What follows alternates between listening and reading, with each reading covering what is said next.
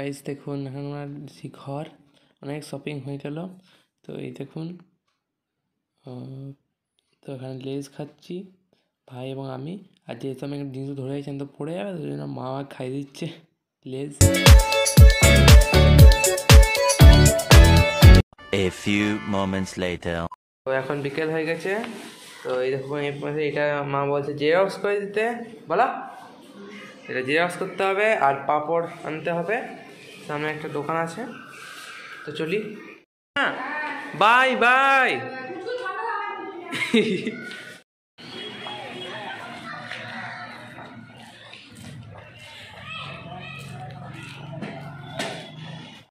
তো এখন আজকে 10টা 10।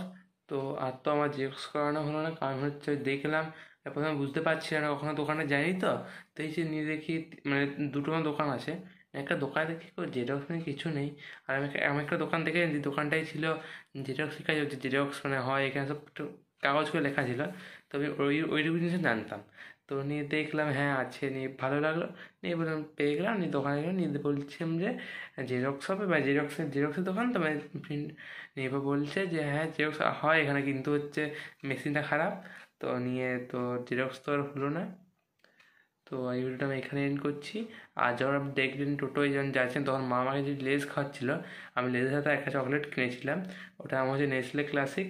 তো আমি যখন ভয়েস ওভার দিই তখন মনে পড়লো যে হ্যাঁ মা তো একটা চকলেট মানে কিনেছিলাম, দেখা যাচ্ছে এখন তো আমি এখানে রেখে, যখন আমি ঘরে এলাম তো তখন আমি এখানে রেখে দিয়েছিলাম।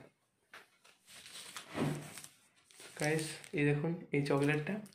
তো এখন রাত হয়ে গেছে, তো রাতে আর খাবো কি, কারণ রাত্রে খাওয়া ভালো হবে না।